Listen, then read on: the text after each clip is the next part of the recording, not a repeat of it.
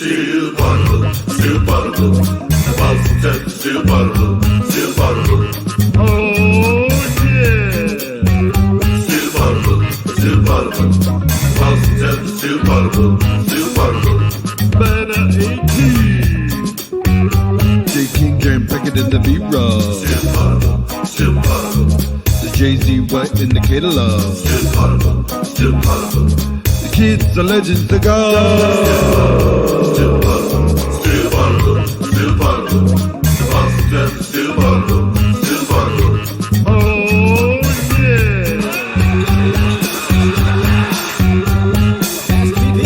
I just had to go to a bathroom. Welcome back to Still Poddable, the greatest Celtics podcast ever. I'm Jay King from The Athletic, here with Brian Robb from MassLive.com to break down the Celtics schedule release. What a day! Basketball is coming again. It's coming again, B-Rob. Beautiful sport. Action coming soon. A lot to talk about. A lot of games to discuss. We are here for you on the free episode on the CLNS network, brought to you by Game Time and Prize Picks. Use promo code CLNS to sign up there. If you want to subscribe to our podcast, it is a Monday through Friday. You can do that. Patreon.com/stillpoddable to get all this latest Celtics news, all the best Celtics discussion, Celtics interviews, all that good stuff. Today we got schedule talk. And I'm here for it, Jay. I'm here for it. And I want you to check your beautiful mic there, Brett, so we get into it here. But the thing I'm most excited about when I see this schedule, Jay, beyond the open, I mean, obviously opening night we knew about October 22nd against the Knicks at TD Garden. But the fact of the matter is the Golden State Warriors and Steve Kerr are coming to town, Jay, on November 6th, just 2 weeks into the year. And that's one that everyone in my head was going to have circled anyway. But to get that one out of the way that quickly, that to me is going to be exciting, because I expect that to be, that could just be the best crowd of the year period, even including ring night. Steve Kerr is going to be a hated man now in Boston. Oh, yeah.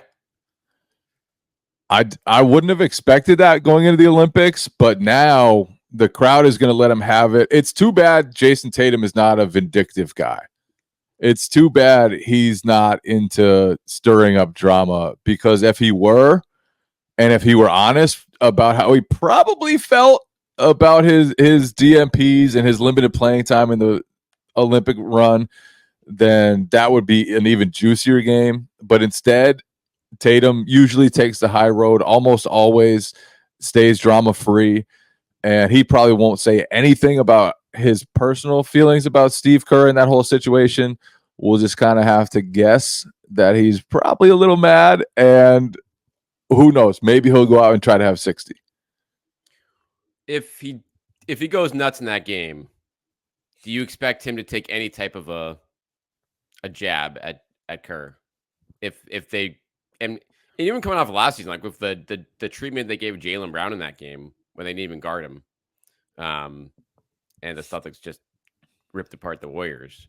Like, that was always going to be an intriguing game anyway. But now you factor in the Tatum part of it with the Jalen aspect of it of last year, and him obviously not being on Team USA. That's not a Steve Kerr decision, the roster wise there. But I'm sure that we'll just pile on there. But that is this like the most anticipated game of the year to you, like on this schedule outside of the ring? Probably. Yeah, I would say yeah. No, none of the playoff series were long enough or grueling enough or competitive enough to really create a new rivalry. Like, I don't think there will be a lot of animosity for a Mavericks game, let's say. Even though they met in the finals, it was a quick series. It was not a very competitive series. It's not like those teams were like had bad blood throughout that round. So I think the Steve Kerr storyline is probably the best one. And the wild card to me is, how does Joe Mazzulla handle it? Yeah. Like, does he say like Steve Kerr was crazy? Does he say that Tatum should have had tons of minutes? Does he go out of his way to to back Tatum there, or does he just minimize it? I don't know. Joe, he'll probably minimize it, would be my guess, but you never really know with Joe Mazzulla. And then also, like, does Jaylen Brown say so? I think it's more likely that one of the other players says something about Steve Kerr.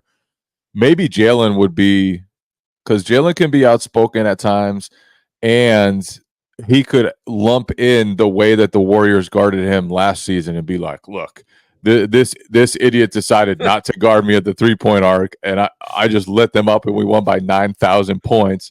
And then later in the summer decided Jason Tatum was not worthy of minutes in the Olympics. So yeah, the Warriors Celtics game is the one for me. There's going to be a lot of other games that will be exciting, a lot of other stretches that will be great, but that one, and just to see like all the layers of it. There's so many. Does Tatum go out and just gun and just try to prove to Kerr he was a moron? Is he yapping at the bench? That'd be so unlike Jason Tatum, but I think it's also something he's never experienced before, where a coach didn't really have full faith in him and didn't consider him part of the plan. So maybe it'll bring up mad Jason Tatum. I feel like Jaylen Brown unearthed a new side of his personality this past season. After the loss to Miami, he just turned like he was just a psychotic competitor this year. And he's always been tough. He's always been hardworking. He's always been about the right stuff. But this year just took everything to another level. And maybe we'll get a new side of Jason Tatum where he's just vindictive, out to destroy Steve Kerr. And then Draymond will probably be tripping at Steve Kerr too on the bench. Draymond, Tatum's offense. what an amazing! I still can't believe he just chirps his own coach, his own NBA coach. It's you need to get the eyes in the ears in the podcasting world, and that's certainly a way to do it. But it is like, I just love the fact, Jay, that this is, because if this game was in January or February, it would be like, okay, time has passed. It would be intriguing, but the fact that it wouldn't be so fresh. But the fact we get it so early in the year, where this is one that everyone's gonna circle outside opening night there, and wounds are still probably fresher for everyone involved. That makes it just great. On the top of the fact, the Warriors coming to town is always a big story, regardless. But yeah, I look forward to Jaylen Brown just saying, taking a backhanded jab at Steve Kerr, saying, Steph Curry led him all these titles and Steve Kerr is just along for the ride or something like that. I look forward to one of those comments coming out. I need something, because this whole last season was drama free. There was not a single like extracurricular headline that we were able to write about basically the entire year. I would say there was nothing. There was not. It was an incredibly efficient, ruthless run through the NBA by the Celtics, and they had no time for the extra stuff. I don't expect that to change. The personalities they have, including Jason Tatum, one of the most of all Jason Tatum, are just kind of robotic, approach every day the same. Jaylen's one of the ones who's not always like that. He can speak his mind a little bit more than certainly Tatum does. But I need the beef. I need Tatum to go at Steve Kerr. I need Steve Kerr to say a weak explanation for why he benched Jason Tatum in the Olympics. I need someone to chat with Draymond and get his unfiltered thoughts about that and how he thinks it impacted Tatum. It's gonna be beautiful. And also because the Warriors, now that the Celtics have won the title, a rematch against the Warriors doesn't have as much juice as it used to. And also because, the Warriors just aren't the same as they used to be. So we needed that game to have a little more luster, and now it does, baby. Prize Picks is America's #1 daily fantasy sports app with over 5 million active members. It's the easiest and most exciting way to play daily fantasy sports. Unlike other apps, on Prize Picks, it's just you against the numbers. All you do is pick more or less on 2 to 6 player stat projections and watch the winnings roll in. Get in on the daily action with your friends and become part of the Prize Picks community today. You can now win up to 100 times your money on Prize Picks with as little as 4 correct picks. You can turn $10 into $1,000.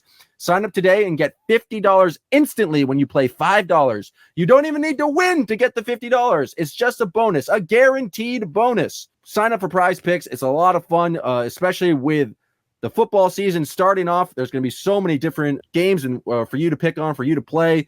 You can even make preseason football that more exciting. Will Drake May play more than one series? I don't know if you can actually do that on Prize Picks, but you can do a whole bunch of other Drake May stats or other Patriots. So today, go to Prize Pick, get the Prize Picks app, and use the code CLNS for a first deposit match up to $100. That's code CLNS on Prize Picks for a deposit match up to $100.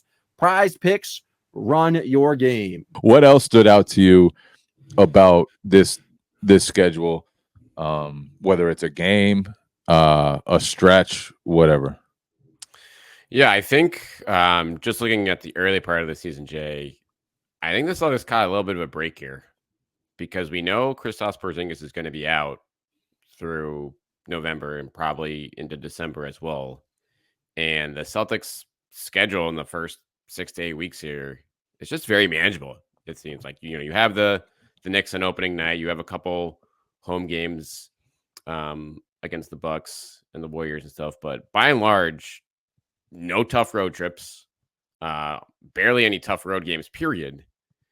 And so that, I think, is pretty big potentially in terms of helping them manage life without Porzingis for the first couple months and be where they want to be in the standings, while also not having to lean too heavily on Al and company in the front court. So that the fact that they don't have the long West Coast trip to start the year, in November or December, which they sometimes do have, those come later. I think that should bode well for them. I would think. Is that what's your read on that? So I'm almost the other way.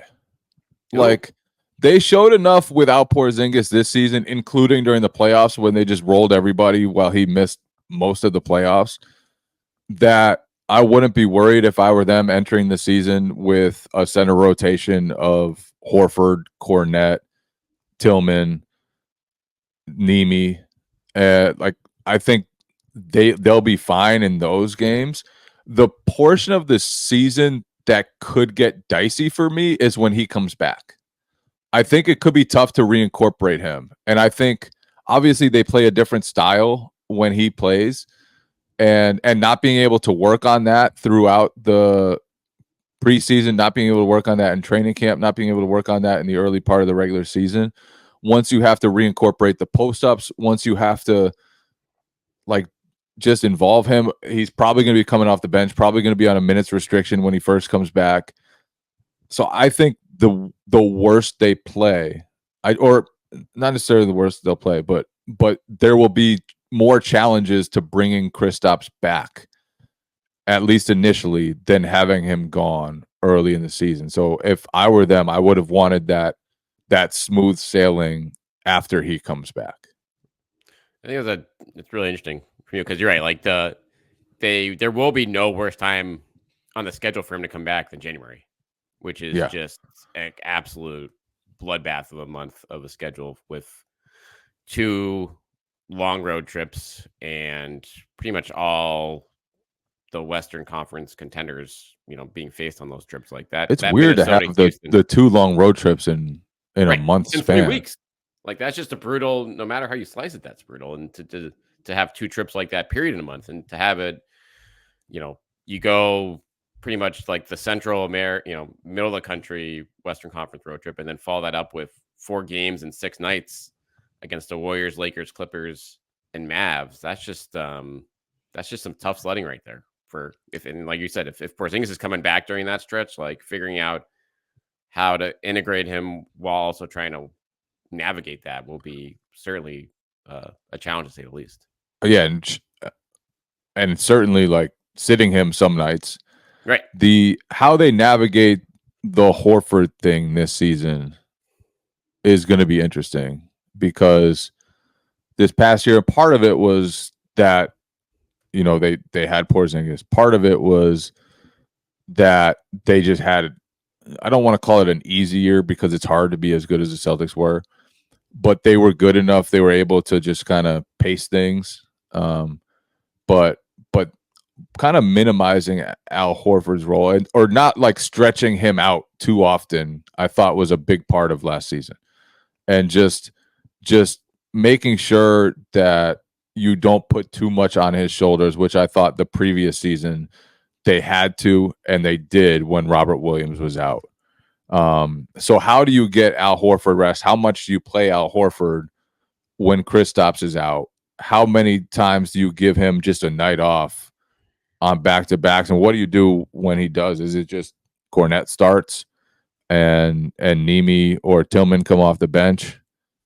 Do you play smaller? How does Joe Mazzulla navigate all of that? I don't think it's the worst issue to have. Obviously, they played great basketball without Porzingis. But it's just like, it's going to be like, you have to keep things light on Al Horford. He's only getting older. You need him in the playoffs. He is every single year in the postseason. He is absolutely crucial. And we saw this past postseason just how crucial he is, because you cannot trust Kristaps Porzingis to be on the court for, 2 straight months in the playoffs. You just can't. You cannot trust him to get through that physically the whole way through. When he's out there, he'll help. When he's out there, he'll be great.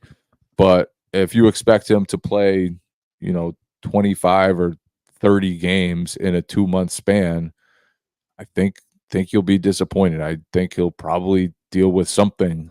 Even if he plays every game, I think he'll be dealing with something, just because that historically that's how it's been. So just get through that and rest Al as much as he needs it. Be fresh. It's going to be interesting because the expectations of this past season of playing as well as they did, like, you have to live up to that almost. Obviously, you're going to get some benefit of the doubt because you did just win a title and the way you did it. But if you start to struggle, if you start to lose games, it's like, where's last season's magic? And I think managing those expectations and knowing that it probably won't be as easy, it probably won't be as dominant, will be one of the issues Joe Mazzulla has to tackle. Yeah, there's going to be some form of adversity. Probably. You would have to guess. You can't have 2 straight seasons. There's no. If they put together another seamless season, but it already is. It's like you already have Porzingis. That's already that's their biggest a bigger absence than they had at all last season. Like, Porzingis is going to miss more games to start the year than, a longer stretch than he had all last year. Yeah, but I will say, like, the reason we say there was no adversity is because they were just so dominant no matter what happened. Right. But it could have been easy to say, like, Kristaps Porzingis went out in the playoffs. That was adversity. Yeah, that's true. That's fair. He went out in the finals. That was adversity, right. But it's just like, we don't look at it that way because they just blitzed everyone anyway. Right. No, that's a fair point. So, like, when you look at the big man situation, will be one to watch from a standpoint of, like, Cornette had a phenomenal year, and Tillman, they need him much, but he had his moments when he was out there. And even Nemi early in the year, like, everyone was like, holy shit, this guy is coming off a 2-way and giving them serviceable minutes off the bench on these nights when Al and Kristaps were off, or whoever. If one or two of those guys start to fall off, and then that's when things get a little, like, trickier. Then it's small lineups with Shireman, baby. Exactly. It's a Shireman time, but I think it seems like Joe just, and this is something with Frey, like, he likes to go, like, they like to lean into big over small, particularly in the regular season. They don't like to play, Tatum at the 5, understandably so. Like, you look at the track record, what's worked for them last year, like, even going double big with with Cornette and Allen and stuff like that, or things like that worked for a lot of the year. And that's the stuff where it makes Brad Stevens clearly is hoping that we can just run back that magic this year and everything comes back into place and everyone knows their role and we can make it work while keeping Allen's minutes between 20 and 25 per game. But if one of those guys drops off or someone else gets hurt, that's important, then things become a little dicier to manage the schedule wise. But it's they're set up to be able to do it. And now the fact, I mean, how much do you expect within this schedule grind, Jay, of like that they're just going to be not going to, like, we know that Joe Mazzulla took his foot off the gas in terms of chasing the 1 seed, and playing guys into the ground more in the regular season last year. But do they even pull up even more from that this year? I think you have to. More competition. I think you have to. I think you've proven that it probably doesn't matter whether you're at home or on the road. And I don't mean that just the title run. I mean, the last few years, the Celtics have been more than capable of getting playoff wins and big playoff wins on the road. It just doesn't matter. And then after so many of your guys played on the Olympics, after Kristaps Porzingis got surgery, with Al Horford nearly 40 years old, you just have to just slow things down as much as you need to. I think you need to pace Jason Tatum. I think you need to pace Derek White, Drew Holiday. Those guys have played a ton of basketball, just so much basketball.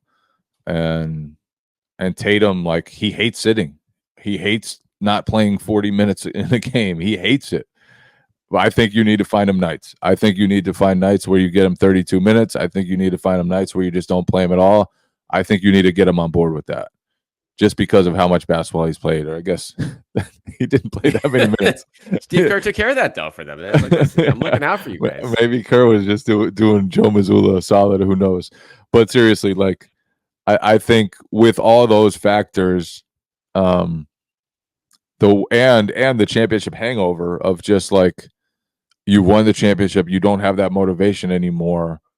Can you still reach the level you did last season? Can you still be on the same page after winning a championship where nothing else matters other than winning? If the Celtics can get there again, then obviously there is no limit on this team. They can do whatever they want. But you have to get there again. And just because you bring all the same guys back doesn't mean it'll be the same mix. Doesn't mean you'll play exactly the same way. Doesn't mean the same guys will deserve the same shots and same touches. Every year is different. Hey, do you know what's fun summertime activity? Going down to Fenway and watching the Red Sox play baseball. I did it a couple days ago, and it was a lot of fun, and I got there using Game Time. Game Time is an authorized ticket marketplace of Major League Baseball, which makes getting tickets faster and easier. Prices on the Game Time app actually go down the closer it gets to the first pitch, and with last-minute deals, all-in prices, and views from your seat, and their lowest price guarantee, Game Time takes the guesswork out of buying MLB tickets. If you went on Game Time, you could have seen the Boston Celtics celebrate the World Championship with the trophy. Joe Mazzulla looking like a second baseman there. Game Time is the absolute best place to get last-minute tickets, flash deals, zone deals. It's easy to find and buy MLB tickets for any other kind of event in your area. You get to view seats from the venue, and again, that has that lowest price guarantee, event cancellation protection. It's got everything you want, including zone deals, all-in pricing, and ticket coverage. So take the guesswork out of buying MLB tickets with Game Time. Download the Game Time app, create an account, and use code CLNS for $20 off your first purchase. Terms apply. Again, create an account and redeem code CLNS for $20 off. Download Game Time today. Last-minute tickets, lowest price guaranteed. I do wonder, though, how much, we talk about the championship hangover and the grind, and now like throwing the Olympics into play here adds an extra element. But the fact that there really wasn't much adversity at all last year, and the fact they were able to be on cruise control for essentially the last 20 games of the regular season, having walked up the 1 seed, and then with a playoff run with no series going beyond 5 games. I wonder if that just does, they obviously work their ass off to get there, but they aren't coming off of a 105 game grind. Like they probably worked That's fair. the last 2 years before that, like even the Heat 7 games, like I bet going to 7 in every series, and back then, you could argue that was probably coming off a tougher season than last year. Now how much does those, 5 or 10 games actually matter in the big picture for going to next year? Probably not. Do I expect this team to get gassed at points? Probably, especially given the fact they're starting a week earlier than everyone else with their international preseason games against the Nuggets. But it is like they did set themselves up here of having, maybe the smoother path coming off a title than a team has had in probably since, the 17 Warriors or 18 Warriors. Another notable game, probably the game that's most notable in a good way. December 7th, Marcus Smart comes back and probably plays against the Celtics in Boston for the first time. I think that could be a really fun night. I think the crowd will give Smart an awesome ovation. I'm looking forward to being in TD Garden for that one. Nice 8:00 start for that one too on a Saturday night. That'll be I hate late starts. There's nothing nice about an 8 never- o'clock start, B-Rob. for the fans that want to have an extra drink or two to welcome Marcus back. But yeah, not for us. I do love how much there are a lot of day games for us, Jay, that I'm excited about in this schedule. I didn't even look at the times. A lot of 1-3:30s on Sundays. Give me all of that, B-Rob. Yeah, yes. The dad train here is going to be very excited about the day. There's a lot of ABC 1 and 3:30s. And a bunch of 6s too, which is nice. Always nice to see those mixed in, home and road on here. Should we go month by month? Yeah. So you just took us into November with the Marcus matchup. I think like it's easy to overlook stuff like that. Like it's just to forget that, oh yeah, Marcus hasn't played in the Garden yet. Given like there's so many of those moments that kind of flew under the radar last year in midst of their run now. But so that'll be cool to see that actually come into play, and I wonder, how he'll handle just talking about. I mean, obviously, this team back here after watching them win it. Yep, that's going to be a big one. Philadelphia on Christmas Day in Boston. Good for the writers; don't have to travel on Christmas Day. Another win. That's no a nice... Wednesday night Thanksgiving game too, Jay, which is another big one for us. That's huge. They always have a Wednesday. I didn't even look at that. That's amazing. So they only know, and that's a fun week actually. They play the Wolves November 24th on Sunday, 3:30 game. Love it. And then they get the Clippers 7:30 on the Monday, and then nothing until Friday after Thanksgiving in Chicago. So nice little break for everyone. God bless him. One of the best stretches in Boston is March 2nd, Nikola Jokic. Actually, yeah, March 2nd, Nikola Jokic. March 8th, Lakers and LeBron James. March 12th, Oklahoma City Thunder. Like that's a powerhouse 2 weeks in Boston. And the Sixers on the 6th. And the Sixers on the 6th. So... But the other guys, you only get one chance to see them. That's a good point. Yeah. The Sixers, they're playing them all the time. Although this new Sixers team, it'll be fun to see how they mesh. Does Paul George give them a chance to be a legitimate contender for the first time in Joel Embiid's career? We will see.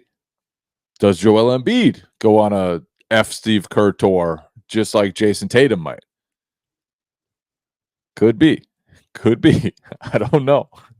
Wembanyama, February 12th. Get your tickets now.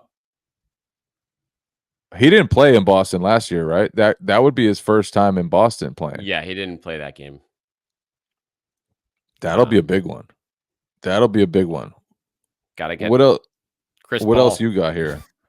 Yeah, Chris Paul. Jeremy Sohan. Yeah, I'm seeing a bunch of some interesting, like Jason Tatum only gets to go to Charlotte once, back to back, November 1st and 2nd. Why do they always do the back to backs with Charlotte? I feel like those that's like just must be a quirk in the home schedule. back to backs. Yeah, I feel like it always happens in Charlotte. Like the last place beat writers want to stay for several days at a time. Hope we get out of there in 48 hours. I'm really looking forward to, we talk about the Knicks opening night. The Celtics having a chance to go up against Malcolm Brogdon again, October 24th in Washington. That is be a nice road opener to see how Malcolm, he didn't play against the Celtics at all. I don't think he played against them did last year. No, so that's another. They didn't see any of their old guys last year. Rob Williams. Yeah. When does Portland come to town? I don't know. I think that's probably that might be during that same trip. I think in March. Yeah.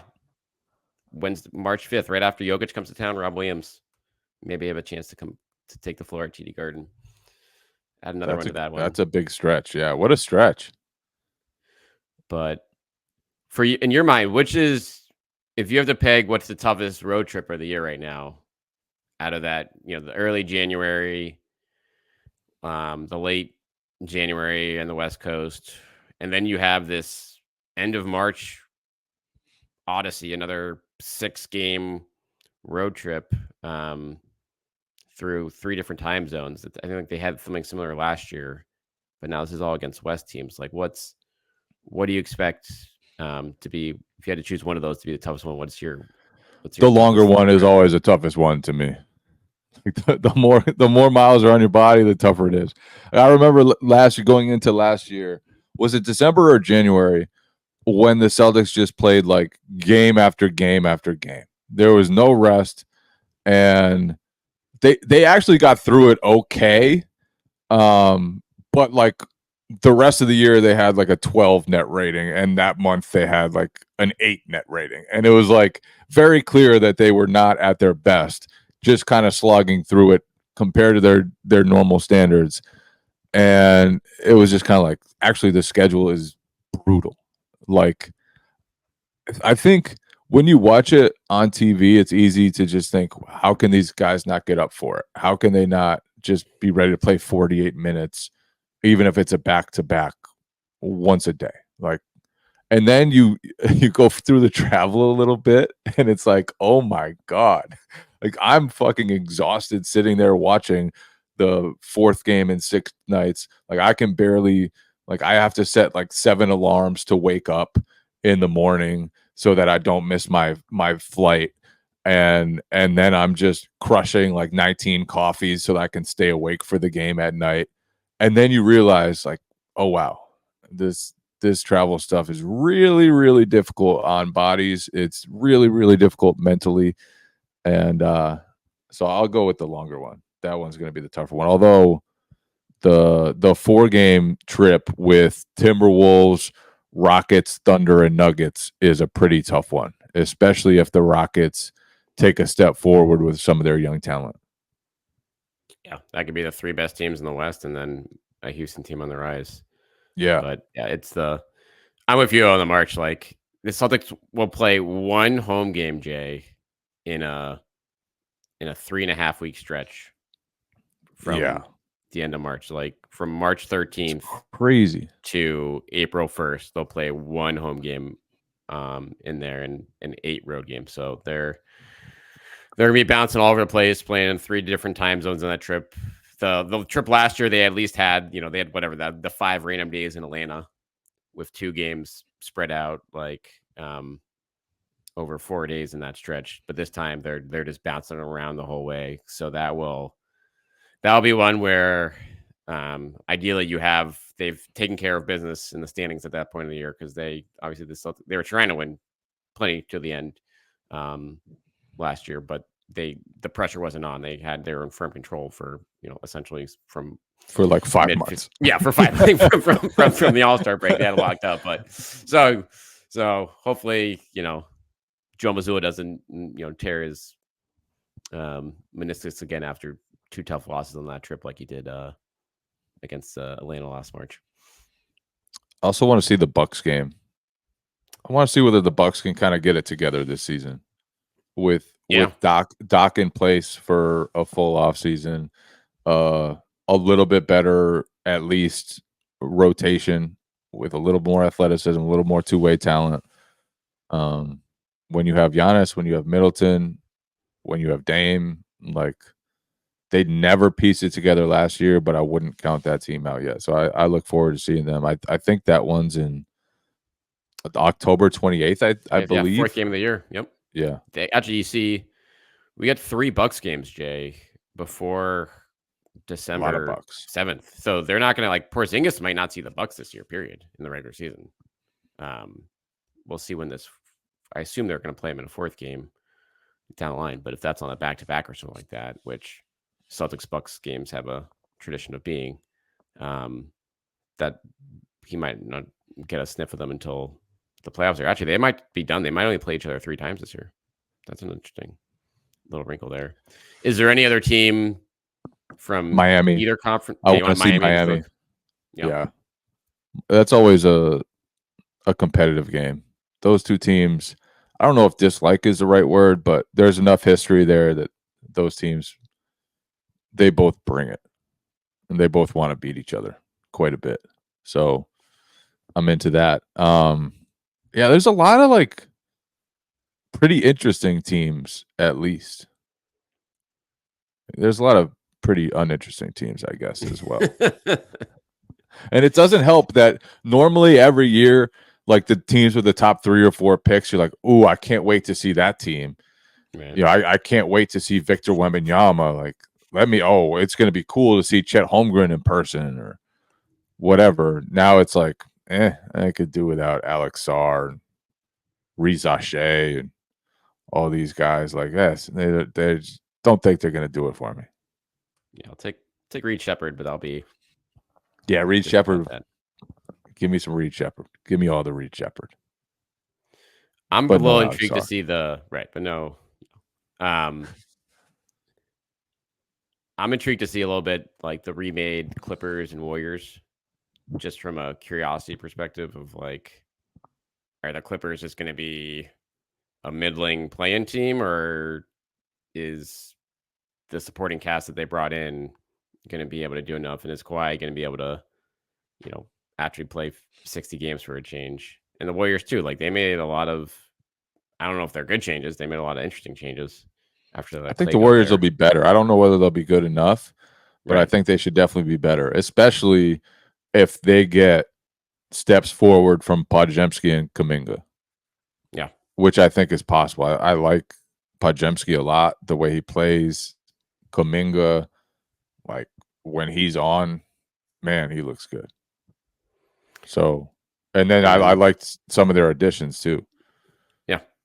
They've Melton, if he stays healthy, Kyle Anderson should help. Like they got the types of players that they need. Coming off the bench there will be interesting too. Yeah. And then we also got to circle March 10th. Svi comes back to get his ring at the TD Garden. Hopefully wearing his hat. Yes. But that's kind of crazy. That's going to be one. There will be one guy. I mean, I assume O'Shea will sign with someone and be back as well. But that's nuts that there'll only be two of those nights over the course of the year. And they'll just be for Svi and O'Shea Brissett. Yeah, that is kind of wild. They're just bringing everybody back. Run it back. Run it back. We'll run it back every day, Monday through Friday, every week, because we are the greatest Celtics podcast of all time. Sign it up if you want to subscribe. Patreon.com/stillpoddable. It's the dead of the offseason, but we'll be going all offseason. Training camp is actually just about a month away now. Media day, just about a month away. It is coming. Basketball is coming pretty soon.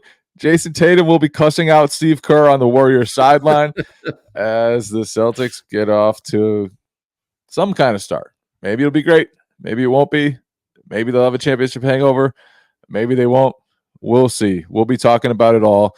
And we love you all, the kids, the gods, and the legends, and everybody at CLNS listening to us too. Still Poddable, the Boston Celtics, still Poddable.